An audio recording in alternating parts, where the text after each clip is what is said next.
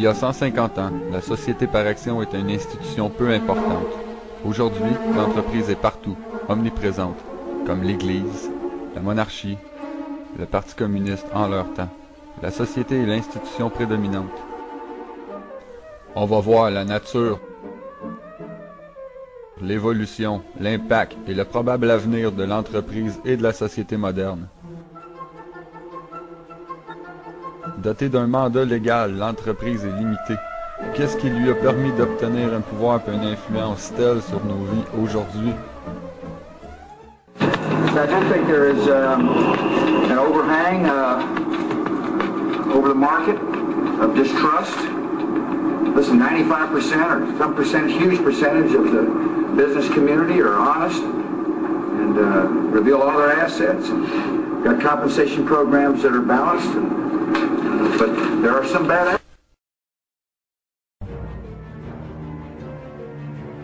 Les principes d'exploitation des sociétés s'est réduit à un jeu. Follow the leader. Chacun a son rôle à jouer. L'entreprise fait partie de la société comme nous. On peut pas le retirer, il manquerait un morceau casse-tête. Sauf que ça peut pas être le seul morceau non plus. Ça fonctionnerait tout simplement pas. L'image serait pas complète. Création artificielle, monstre. Qu'est-ce qu'une société? C'est une forme de propriété commerciale.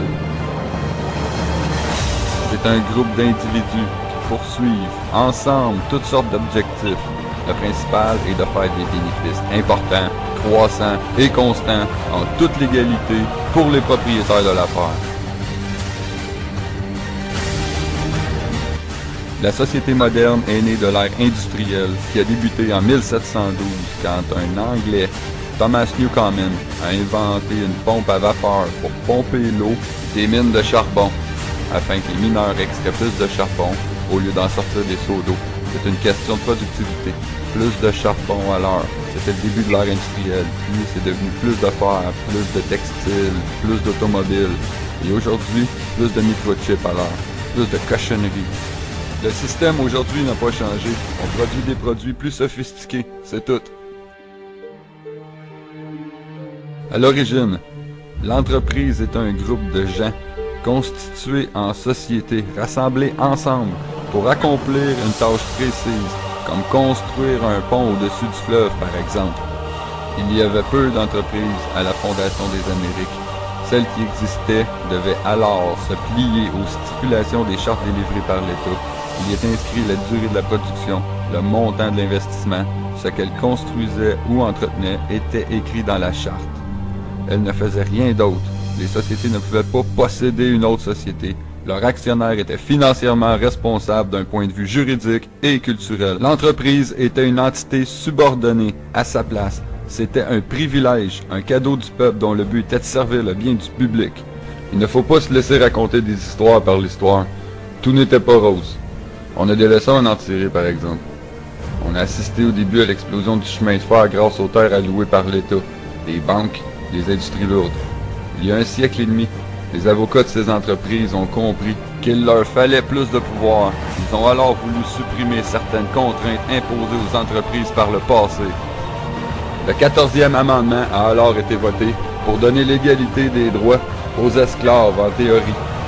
Donc, on y spécifiait « Aucun État ne peut priver quiconque de sa vie, de sa liberté ou de ses biens, sans procédure légale, afin d'empêcher l'État de prendre la vie, la liberté ou le bien des esclaves, comme on l'avait fait par le passé. » Qu'est-ce qui est arrivé?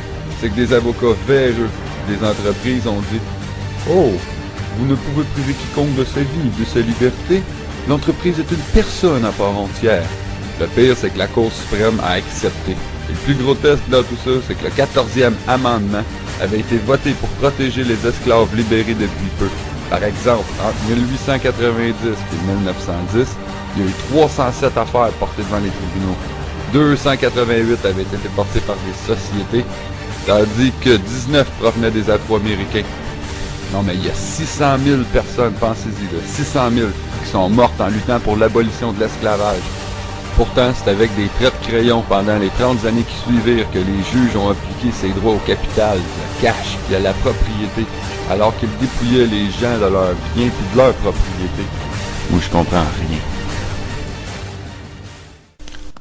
Bien, tu devrais penser à t'incorporer. C'est mieux. Ça te permettrait d'obtenir ce que tu veux, et tout de suite. Aucune responsabilité. Tu commences par réunir un groupe de personnes qui souhaitent investir leur argent, puis vous demandez une charte en tant que société. Le gouvernement délivre alors une charte à ta société. Légalement, ta société fonctionne comme une personne, ce n'est plus un groupe de gens. Aux yeux de la loi, c'est une personne morale. Maintenant, ta compagnie incorporée bénéficie des droits légaux d'un individu comme toi et moi. Elle peut vendre et acheter des biens. Elle peut emprunter de l'argent. Elle peut poursuivre en justice ou être poursuivie. Elle fait des affaires, elle prospère. Ta compagnie, comme des milliers d'autres personnes morales, fait partie de notre quotidien. C'est un membre de notre société à part entière. Mais, après avoir obtenu le même statut et les mêmes droits qu'une personne, une question se pose. Quelle sorte, quel genre de personne en réalité cette société va être? Le vrai problème avec ces entreprises, c'est que ce n'est pas des personnes comme toi et moi, ou comme nous. Ils sont différents de nous. Sans âme, tu peux pas ressentir de culpabilité. Sans corps, tu peux pas être emprisonné. Si vous pensez que les entreprises ont des émotions, qu'ils sont politisées, intègres, vous vous méprenez. Leurs seuls intérêts, ce sont les bénéfices. OK, il y a certaines entreprises qui sont responsables. Elles produisent des biens et des services qui nous sont utiles puis qui améliorent la vie. Mais le problème provient de la course aux bénéfices. L'entreprise doit juridiquement faire passer ses résultats financiers avant tout, même le bien du public.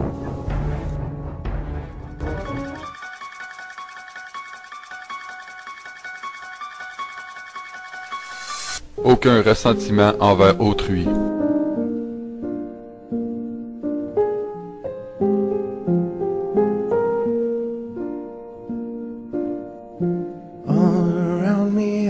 Aucun ressentiment envers autrui. Check.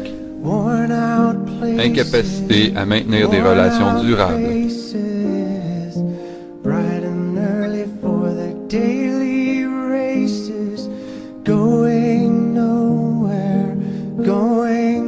Incapacité à maintenir des relations durables. Check. Se fout éperdument de la sécurité d'autrui.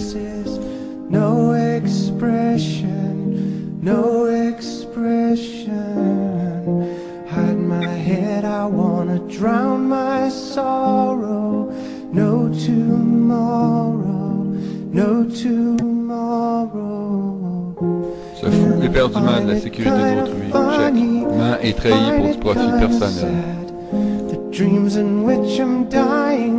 Ils préfèrent payer de petites amendes pour ainsi contourner les lois. Ainsi, leur profit peut continuer à grimper sans limite.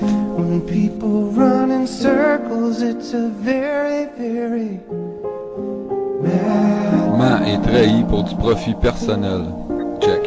Incapacité à ressentir de la culpabilité. Children waiting for the day they feel good.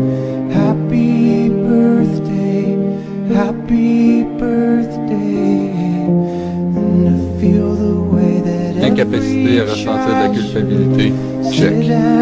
Incapacité de se conformer socialement avec le respect des droits d'autrui.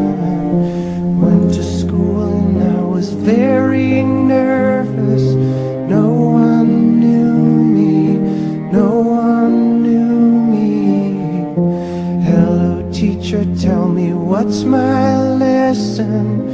Look right through me. Incapacité à se conformer socialement avec le respect des droits d'autrui. Check.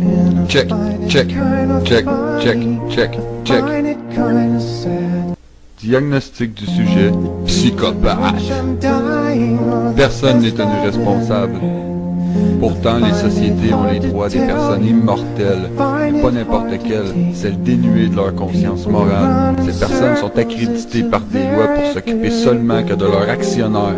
L'eau, l'air, la terre, ça c'est des richesses. Il faut que ça change. Une société, c'est pas une personne. Pourquoi qu'il n'y a pas des plafonds profits redistribués à la communauté?